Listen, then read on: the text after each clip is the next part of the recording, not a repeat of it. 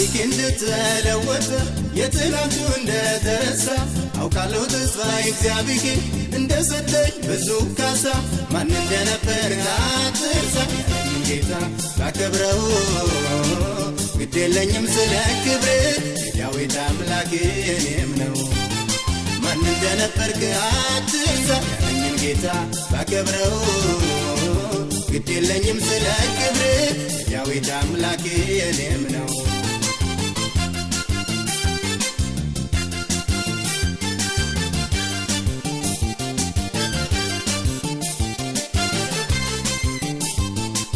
ይበቃል አትበሉኝ ልጨምር ግድ የለም እሱን ከማመስገን እኔ ዝም አልልም ፍቅሩ ውስጥ የገብቶ እየጎተጎተኝ ያለኝን ብሰጠው ምን አለ በተውኝ ይበቃል አትበሉኝ ልጨምር ግድ የለም እሱን ከማመስገን እኔ ዝም አልልም ፍቅሩ ውስጥ የገብቶ እየጎተጎተኝ ያለኝን ብሰጠው ምን አለ በተውኝ ስወድቅ ላነሳኝ ለሚደግፈኝ ስለ ደጉ ጌታ የምለው አለኝ ተመስገን ተመስገን ይበል አንደበቴ በየዋሁ ጌታ ተጎብኝቷል ቤቴ ዘምር ተውኝ ላመስግን ተውኝ ውለታ አለብኝ ልዘምር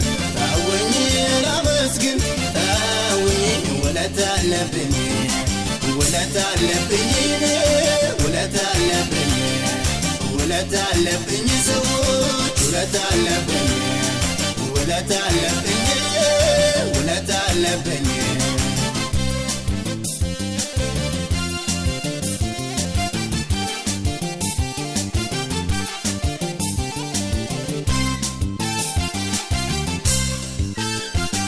ታገሱኝ እስኪ ልዘምር ውስጤ የሞላው ይሰማ ከሞት አውጥቶ ላዳነኝ ለታደገኝ ከጨለማ ከማመስገን ሌላ አያውቅም እየብታማ ግድ የለኝ ከፍ ላደርገው ላከብረው ስማግን የሆነ ከሰጠኝ ከመዘመር ሌላ አያውቅም እየብታማ ግድ የለኝ ከፍ ላደርገው ላከብረው ስማግን የሆነ ከሰጠኝ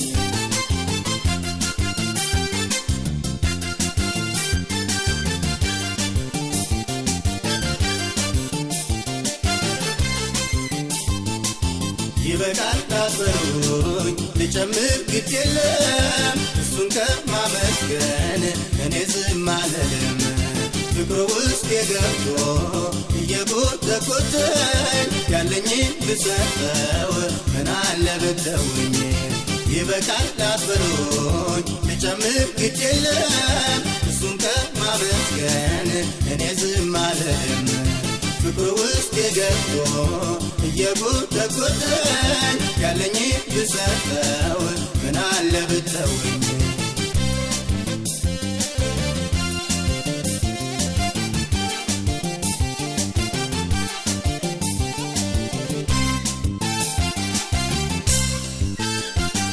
ጌታ ያዘኝ ቃል ይውደደው መስዋዕት ያርግልኝ ወጥቻለሁኝ ወደ ፊቱ ላወራ ስለሆነልኝ ጌታ እንዲህ አደረገልኝ ሲል በልጁ ስም ያወጣል የኔም ልብ እንዲህ እያለ ሁልጊዜ ይዘምራል ጌታ እንዲህ አደረገልኝ ሲል በልጁ ስም ያወጣል የኔም ልብ እንዲህ እያለ ሁልጊዜ ይዘምራል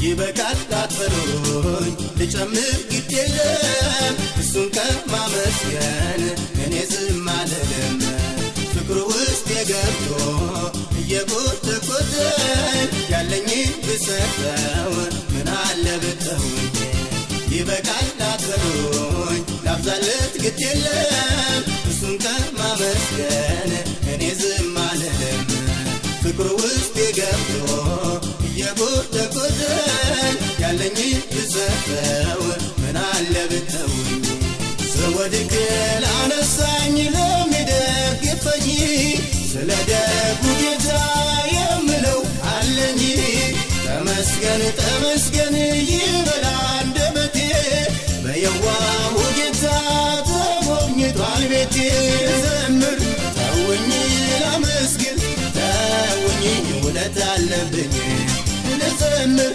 ተውኝ ላመስግን ተውኝ ውለታ አለብኝ ውለታ አለብኝ እኔ ውለታ አለብኝ ውለታ አለብኝ ሰዎች ውለታ አለብኝ ውለታ አለብኝ ውለታ አለብኝ።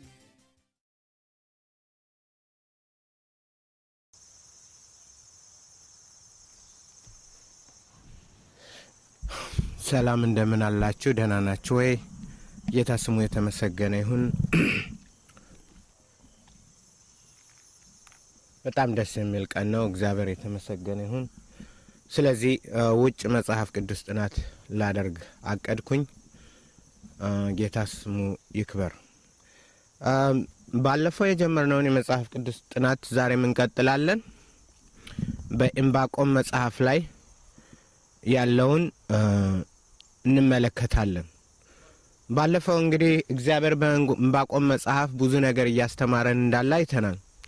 ያም ደግሞ በድሮ የነበሩት እስራኤላውያንን አሁን ደግሞ እንዴት እንደነበር ለነሱ ለኛ ደግሞ ለአሁኑ ዘመን በተለይም በመጨረሻው ዘመን ለምንገኝ እግዚአብሔር እንዴት እንደሚናገር ምን ለማለት እንደሚፈልግ እንዴት መኖር እንዳለብንና የመንፈሳዊ ህይወታችን እንዴት በእግዚአብሔር ፊት ባማረ ሁኔታ መመላለስ እንዳለብን የሚያስጠነቅቀን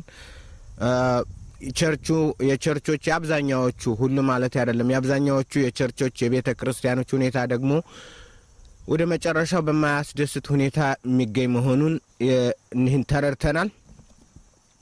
ዛሬ ደግሞ ምዕራፍ 2 ቁጥር 6 ላይ ያለውን እንመለከታለን። እርሱ አታላይና ኩሩ ሰው ነው፣ በስፍራም አርፎ አይቀመጥም። ስስቱን እንደ ሲኦል ያሰፋል፣ እርሱም እንደ ሞት አይጠግብም። አሕዛብንም ሁሉ ይሰበስባል፣ ወገኖችንም ሁሉ ወደ እርሱ ያከማቻል። በጣም ያሳዝናል። በተለይም የመጨረሻው አሕዛብን ሁሉ ወደ እርሱ ይሰበስባል፣ ወገኖችንም ሁሉ ወደ እርሱ ያከማቻል። ወገኖች ማለት በክርስቶስ የዳኑ በክርስቶስ የሆኑ በክርስቶስ ነን ባዮችን ሁሉ ወደ እርሱ ያሰባስባል። እርሱ እያለ የሚናገረው እንግዲህ መጀመሪያ በምዕራፍ 1 ላይ ስንመለከት ስለ ባቢሎናውያን ስለ ከሌዳውያን የሚያወራ ይመስላል። ነገር ግን ወደዚህ ስንመጣ ማለትም በምዕራፍ 1 ላይ ኃይለኞች ፈረሶቻቸው ኃይለኞች እንደዚህ እያለ እግዚአብሔር ይናገራል።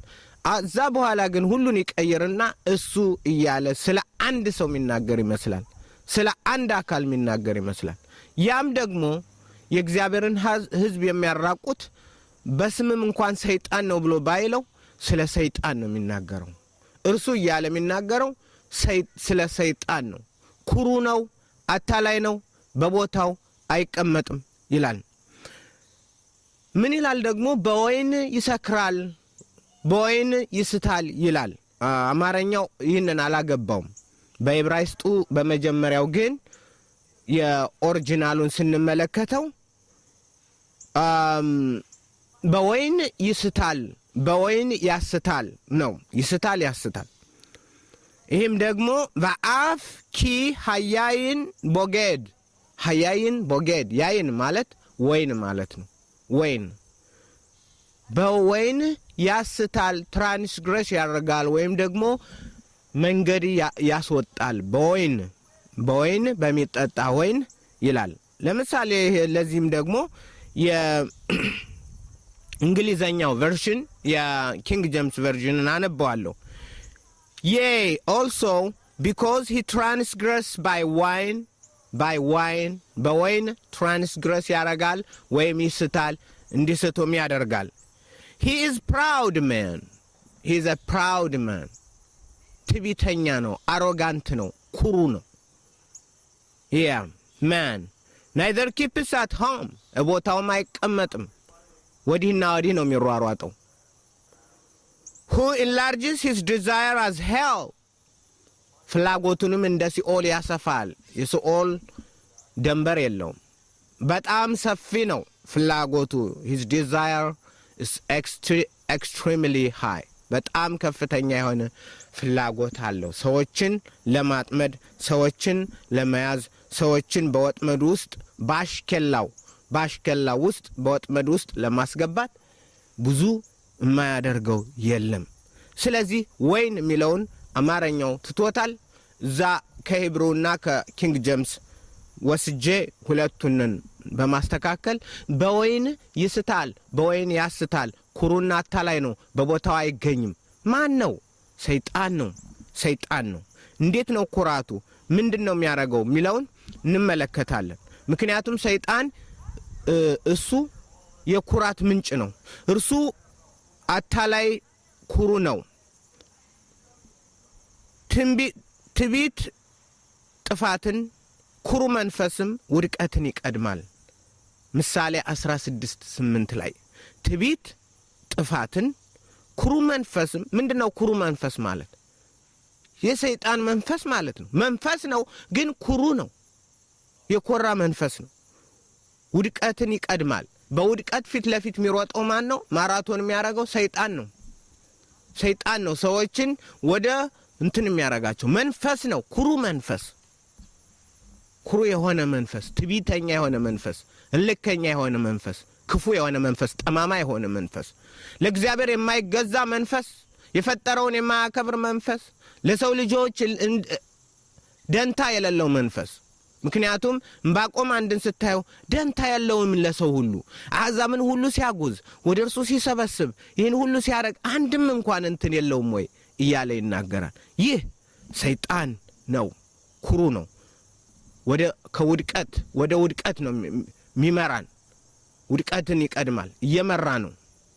ራን እያረገ ነው። ወደ ውድቀት ሰውን ሁሉ ሰብስቦ ሰውን ሁሉ አከማችቶ ወደ ዘላለማዊ ውድቀት፣ ወደ ዘላለማዊ ክስረት፣ ወደ ዘላለማዊ ጥፋት ይስባል፣ ይወስዳል።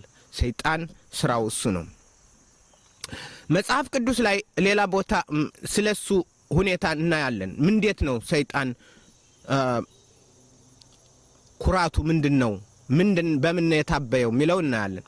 አንተ የንጋት ልጅ አጥቢያ ኮከብ ሆይ እንዴት በሰማይ ወደቅ? ኢሳይያስ 14:47 አነባለሁ። ኢሳይያስ 14:12-17 ይቅርታ፣ ኢሳይያስ 14:12-17 ያለውን አነባዋለሁ። አንተ የንጋት ልጅ አጥቢያ ኮከብ ሆይ እንዴት ከሰማይ ወደቅ? አሕዛብንም ያዋረድክ አንተ ሆይ እንዴት እስከ ምድር ድረስ ተቆረጥ? አንተም በልብህ ወደ ሰማይ አድርጋለሁ፣ ዙፋኔንም ከእግዚአብሔር ከዋክብት በላይ ከፍ ከፍ አደርጋለሁ።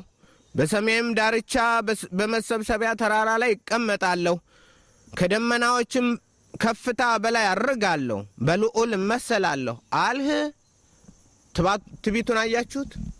የእግዚአብሔርን ሕዝብ ወርሳለሁ፣ በእግዚአብሔር ዙፋን በላይ ዙፋኔን አረጋለሁ፣ በሰሜን መሰብሰቢያ ተራራዎች ላይ ሰራዊቴን አሰልፋለሁ፣ በዛም የሚኖሩትን ሁሉ ለራሴ ያረጋለሁ። ማን አለብኝ? የፈጠረውን እግዚአብሔርን እንኳን ለፈጠረው ለእግዚአብሔር እንኳን ለዙፋኑ ትንሽ እንትን አላለም። ትዕቢቱን ተመልከቱት። ሰይጣን ኩሩ ነው። ሰይጣን ትዕቢተኛ ነው። ሰይጣን እልከኛ ነው። ሰይጣን ሰዎችን ልባቸውን ያደነድናል። ሰይጣን ወደዚህ ይወስዳል። ክፋቱ ነው። ስለዚህ በፈጠረው በእግዚአብሔር ላይ ተነሳ። በፈጠረው አምላክ ላይ ጦርን ከተተ። በፈጠረው አምላክ ላይ ትዕቢትን አደረገ።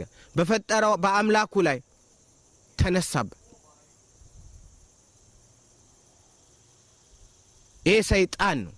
አሕዛብን ሁሉ የሚሰበስብ ይሄ ነው። አርጋለሁ፣ ከደመናዎች በላይ በልዑል እመሰላለሁ፣ የልዑልን ቦታ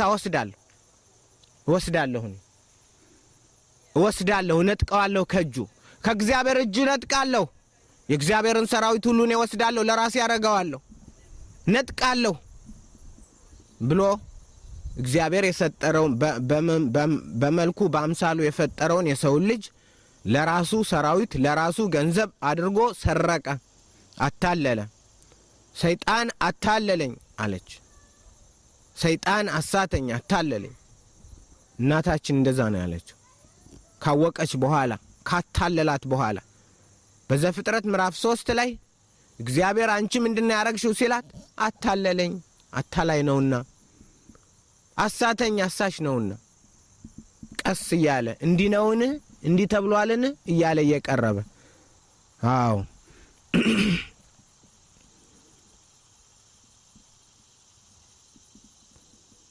ነገር ግን ወደ ሲኦል ጉድጓድ ጥልቅ ትወርዳለህ።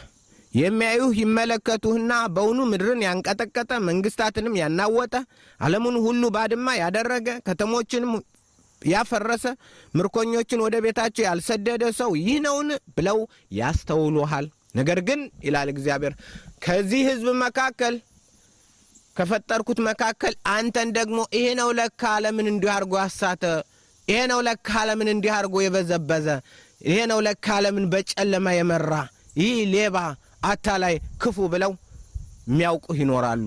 እናውቀዋለን። እግዚአብሔር የተመሰገነ ይሁን። በክርስቶስ ከሆነ ሰይጣን ማን እንደሆነ እናውቀዋለን። በኢየሱስ ክርስቶስ በደሙ ከተከለልን የሰይጣንን ሥራ በትክክል እናውቀዋለን። የሚመጣበትን እናውቀዋለን። የሚማጥመጃውን ወጥመድ እናውቀዋለን። የሚሰራውን ደባ እናውቀዋለን። የሚሰራውን ክፋት እናውቀዋለን። የሚሸምቀውን ሽመቃ እናውቀዋለን። አሽከላውን እናውቃለን። በክርስቶስ ስንሆን በሃይማኖት አይደለም፣ በኢየሱስ ክርስቶስ ስንሆን ይህን እናውቃለን። በክርስቶስና በቃሉ ስንጸና ይህን እናውቃለን። ስለዚህ ያውቁሃል፣ ይበዘብዙሃል ይላል።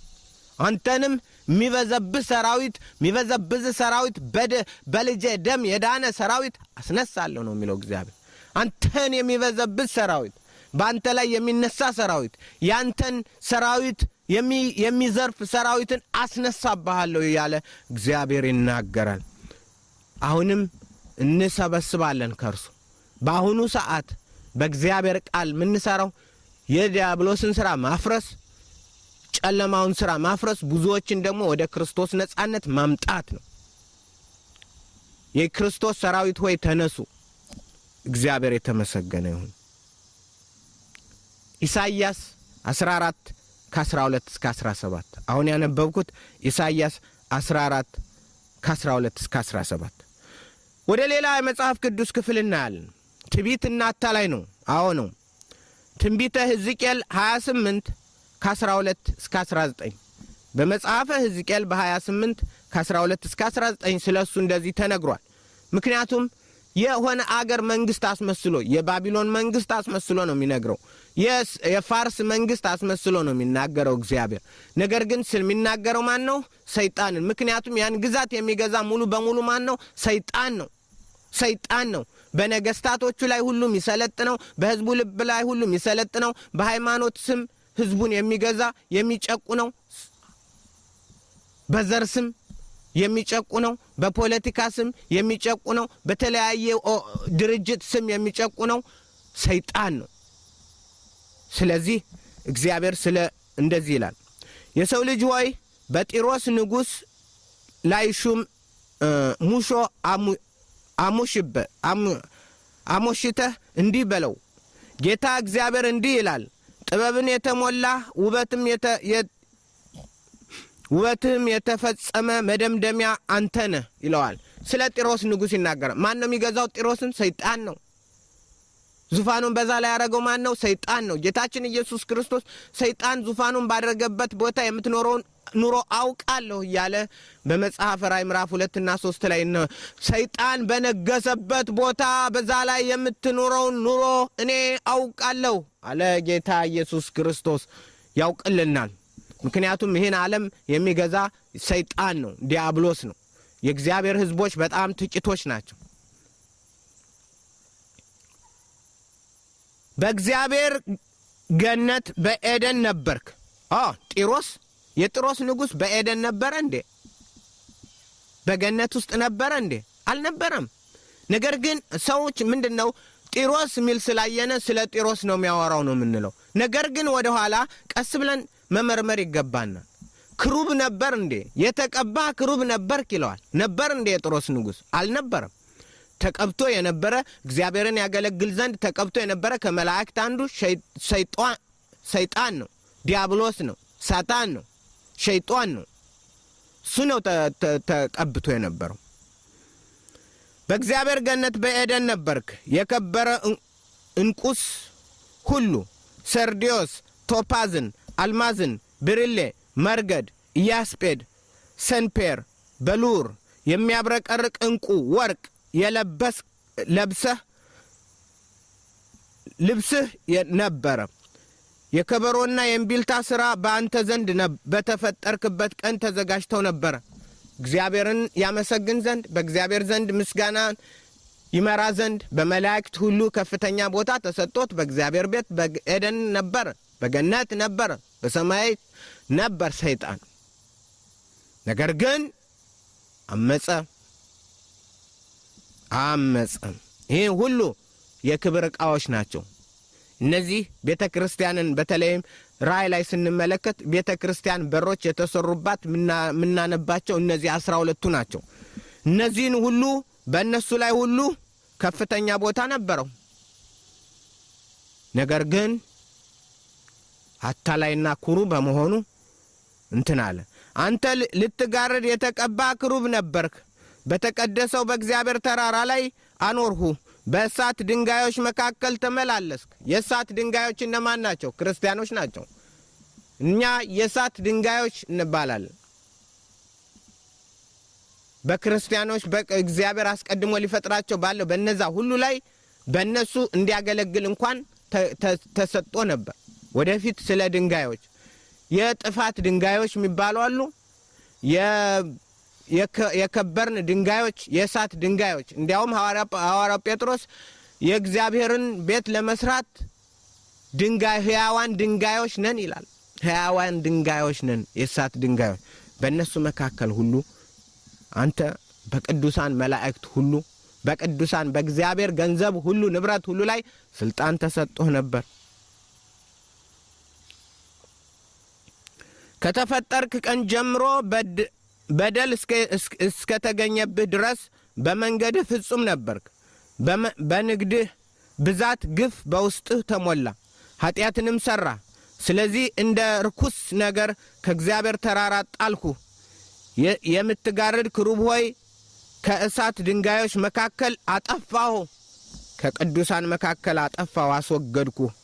በእነሱ ላይ ስልጣን እንዳታረግ፣ በእነሱ ላይ እንዳትገዛ፣ በእሳት ድንጋዮች ላይ ስልጣን እንዳይኖርህ አስወገድኩ፣ ቆረጥኩ ይላል እግዚአብሔር። አዎ በኢየሱስ ክርስቶስ የሚያምኑ ሁሉ እሳት ናቸው። እሳት ነው፣ እሳት ነው። ማንም አይቀርበውም። ከክርስቶስ የተነሳ ከእግዚአብሔር የተነሳ በእነሱ ውስጥ የሚኖረው እሳት፣ በእኛ ውስጥ የሚያድረው እግዚአብሔር የሚባላ እሳት አለ። እናንተ የእግዚአብሔር ማደሪያዎች ናችሁ ይለናል። እኛ የእግዚአብሔር ማደሪያዎች ነን። እኛ የእግዚአብሔር ክብር ዕቃዎች ነን። እኛ የእግዚአብሔር ክብር ንብረቶች ነን። እግዚአብሔር የተመሰገነ ይሁን። እሱ ግን አመጸ። እሱ ግን ተነሳ። ሰይጣን ይሄ ነው። በበደልህ ብዛት በንግድህም ኃጢአት። ንግድ ነው፣ ነጋዴ ነው፣ ነጋዴ ነው፣ አተርፍ ባይ ነው። ሰይጣን ሁል ጊዜ ንግድ አለው፣ የሚያተርፍ ንግድ አለው። በሃይማኖቱ ይነግዳል፣ በፖለቲካው ይነግዳል፣ በሁሉ ይነግዳል። በዘር በቋንቋ በሁሉ ይነግዳል። ሁሉን ነገር አምጥቶ ይነግዳል። ነጋዴ ነው። ሰዎችን ይቸበችባል፣ ይሸጣል፣ ይለውጣል። ኢየሱስ ጌታ ነው። በኢየሱስ ግን የእሳት ድንጋዮች ማንም አይነካቸውም። የክብር ድንጋዮች ማንም አይነካቸውም። ሕያዋን ድንጋዮች አይሰለጥንባቸውም። ለምን? ገዣቸው ኢየሱስ ነውና፣ አዳኛቸው ኢየሱስ ነውና፣ ታዳጊያቸው ኢየሱስ ነውና። ስለዚህ በእነሱ ላይ ስልጣን የለውም። ሃሌሉያ።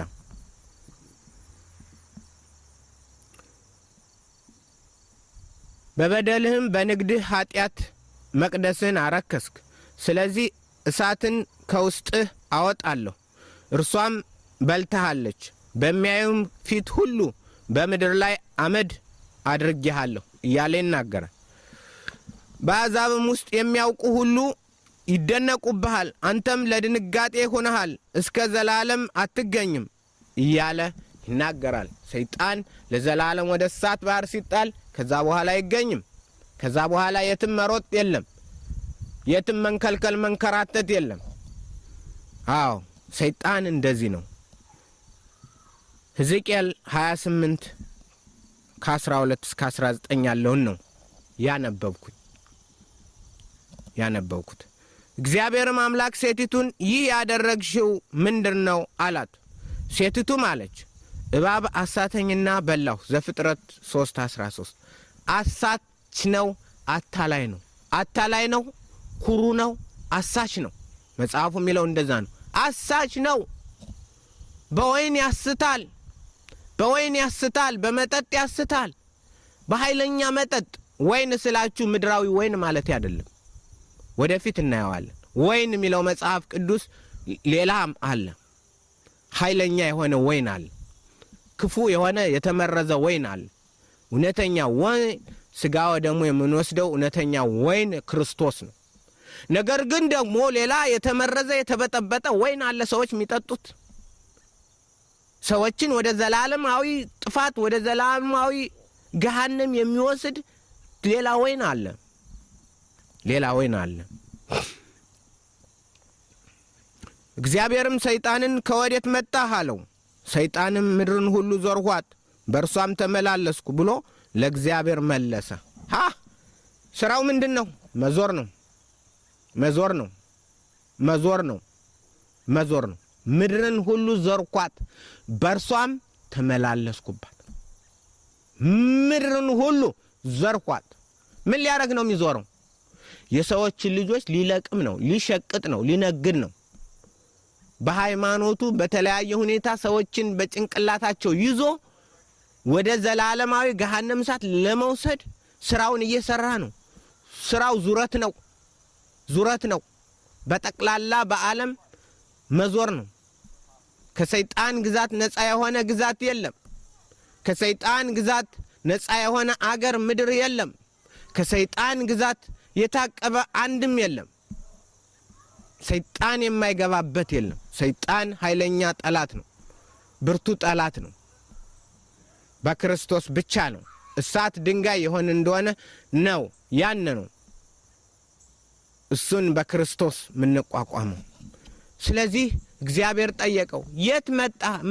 እግዚአብሔር ያውቃል ምን እንደሚያደርግ ምን እንደሚፈልግ። የት ነው የሄድከው? እየዞርኩኝ በምድር ዙሪያ ዞርኩባት፣ ወጣሁባት፣ ወረድኩባት፣ በሷ ተመላለሱ። አየኸው ልጄን? አዎ አየኸው ኢዮብን ልጄን? አዎ አየሁት። እንደሱ ያለ ጻድቅን እንደዚህ የለም። አጥረህለታል።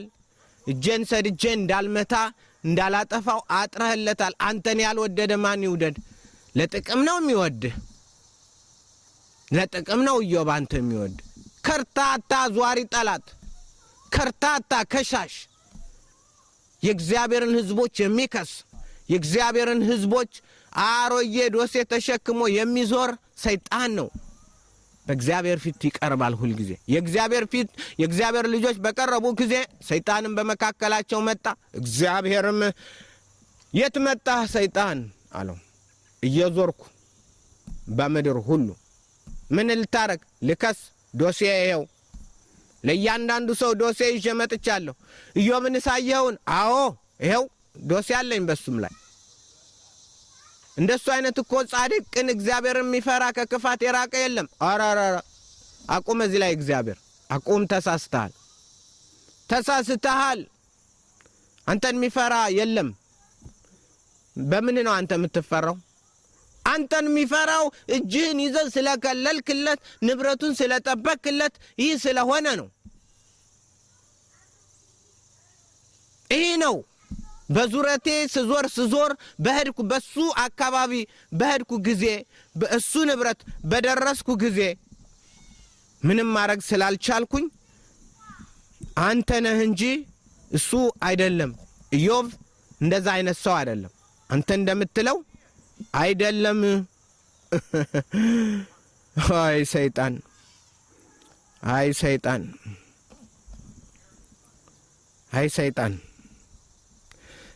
ከዕለታት አንድ ቀን እንዲህ ሆነ። የአምላክ ልጆች በእግዚአብሔር ፊት ለመቆም ሲቀርቡ ኢዮብ 1:6 ጀምሬ ኢዮብ 1:6 ምዕራፍ 1 ቁጥር 6 ጀምሬ ከዕለታት አንድ ቀን እንዲህ ሆነ፣ የአምላክ ልጆች በእግዚአብሔር ፊት ለመቆም መጡ።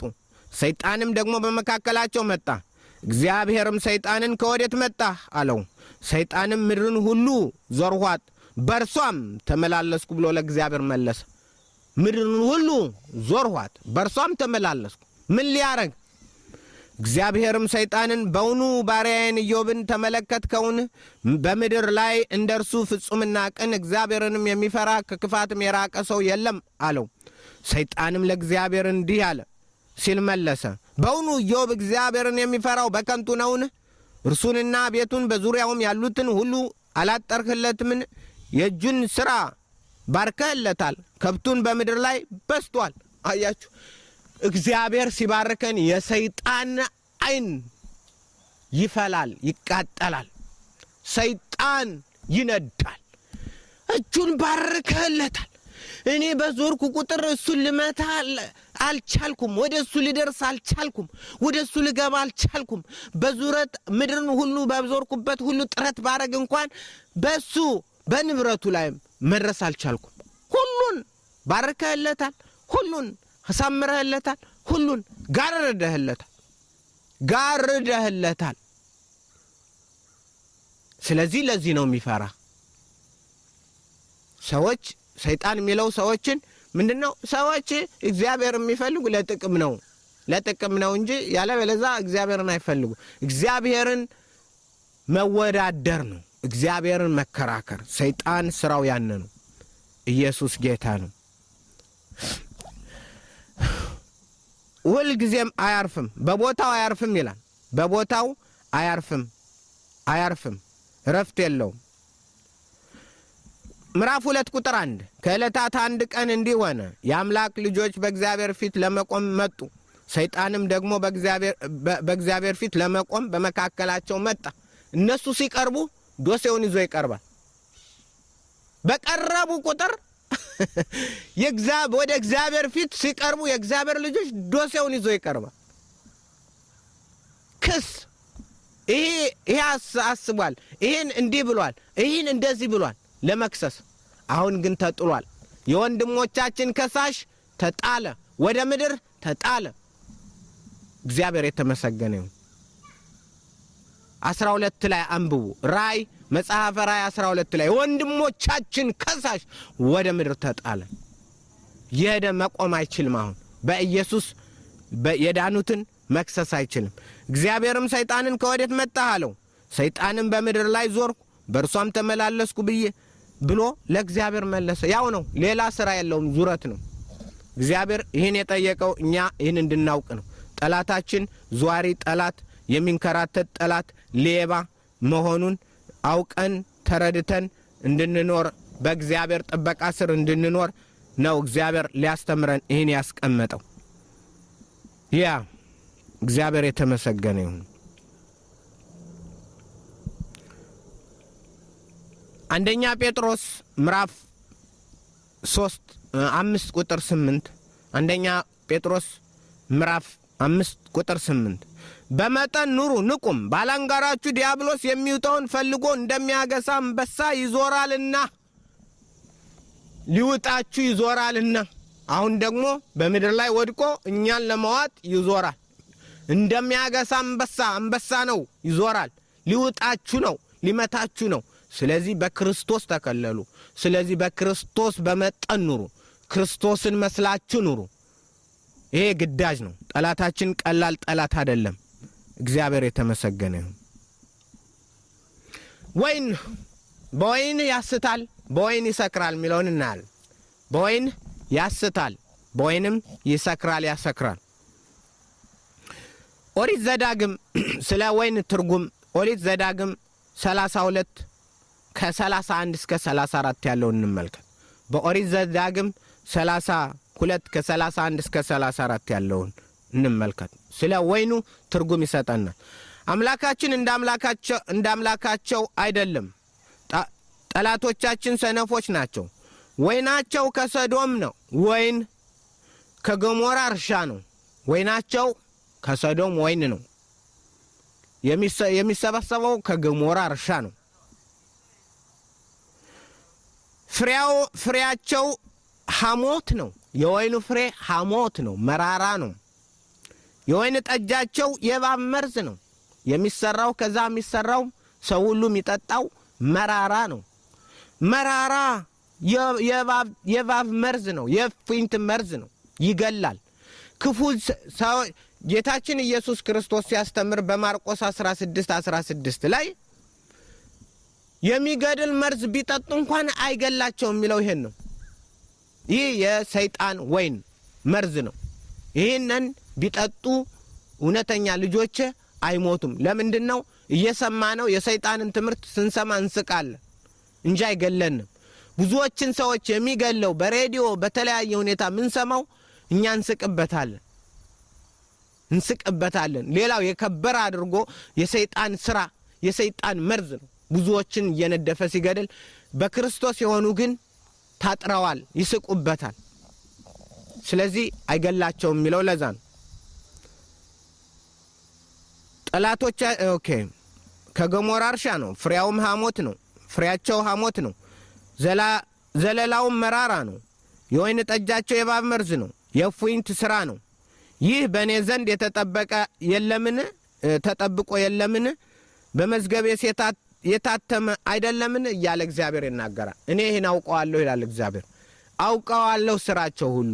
ይሄ ወጥመዱ ሰው ሁሉ ያን የሚጠጣ ሁሉ ወደ ፍርድ እንደሚቀርብ እንደምፈርድበት አውቃለሁ። በመዝገቤ አስቀምጨዋለሁ፣ በመጽሐፌ። እኛ የምናነበው የምንመለከተው እሱን ነው። ትንቢተ ኤርምያስ እንግዲህ ቅድም ያነበብኩት ኦሪት ዘዳግም 32:31 እስከ 34። ትንቢተ ኤርምያስ 31:30 በትንቢተ ኤርምያስ 31:30 ነገር ግን ሰው ሁሉ በገዛ ደሙ ይሞታል። መራራውን የወይን ፍሬ የሚበላ ሁሉ ጥርሶቹ ይጠርሳሉ ማለት ይደዱማሉ፣ ባዶ ይሆናሉ፣ ከንቱ ይሆናሉ። ፈጽመው ስራ የማይሰሩ ጥርሶች ይሆናሉ። ስራ የማይሰራ ጥርስ ከሆነ ምን ይሰራል? አይበላም ማለት ነው። አይበላም። ሰይጣን እንደዛ ነው የሚያደርገው። ምን በላበትን መብያችን አደዱሞ ከንቱ አድርጎ የእግዚአብሔርን ነገር እንዳንበላ ያደርገናል። የራሱን ከንቱ እያጋፈፈ ሊያበላን ይሞክራል ሰይጣን። እነዚህም ነገር ግን ሰው ሁሉ በገዛ በደሉ ይሞታል በኃጢአቱ። መራራውን የወይን ፍሬ የሚበላ የቅድም ያየነው ነው። መራራ የወይን ፍሬ የሶዶምን የወይን ፍሬ፣ የገሞራን የወይን ፍሬ፣ የሶዶምን ወይን ጠጅ፣ የገሞራን የወይን ጠጅ የሚጠጣ ይሞታል። ጥርሶቹ ይሞታሉ፣ ይጠርሳሉ፣ ከንቱ ይሆናል። በገዛ በደሉ ይሞታል ነው። ጥርሶቹ ከጠረሱ ይሞታል ነው የሚለው። የእግዚአብሔርን ነገር ሊበራ አይችልም። የእግዚአብሔርን ነገር ሊቀበል አይችልም። በሰይጣን ስራ ተይዞ ወደ ሞት ተገንዞ ይሄዳል። ስለዚህ ወገኖች ኢየሱስን ልብ እንበል፣ ወደ ኢየሱስ እንቅና። አረማመዳችን እግሮቻችን ወደ ኢየሱስ እናቅና። ወደ ኢየሱስ በመንገድ የምመራ ወደሚጠቅምህን የማስተምርህ በመንገድም የምመራ እግዚአብሔር አምላክ እኔ ነኝ ነው የሚለው። ወደ እግዚአብሔር እንጠጋ። የእግዚአብሔር መንገድ ደግሞ ኢየሱስ ክርስቶስ ነው። የእግዚአብሔር መንገድ ኢየሱስ ክርስቶስ፣ የእግዚአብሔር መንገድ ጎዳና ኢየሱስ ክርስቶስ። ወደ ኢየሱስ እንምጣ፣ በእርሱ እንከለል፣ ከሃይማኖት እንውጣ። የሃይማኖትን የሰይጣንን ልብስ ጠቅለን እንወርውረውና የክርስቶስን ልብስ እንልበስ። እውነተኛው ልብስ ክርስቶስ ነው። እውነተኛው ልብስ ክርስቶስ ነው፣ የጽድቅ ልብሳችን። እግዚአብሔር የተመሰገነ ይሁን።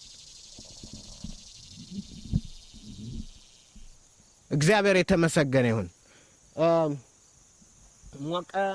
ሞቀ መስራት አልችልም ነው የሚለው አይፓዴ። እግዚአብሔር የተመሰገነ ይሁን። በሚቀጥለው ጊዜ በሌላ ፕሮግራም እስክንገናኝ ድረስ የእግዚአብሔር በረከት፣ የእግዚአብሔር ጸጋ፣ የእግዚአብሔር ኃይል ከሁላችሁ ጋር ይሁን። በጌታ በኢየሱስ ስም ሰናበታችኋለሁ። ሰላም ሁኑልኝ።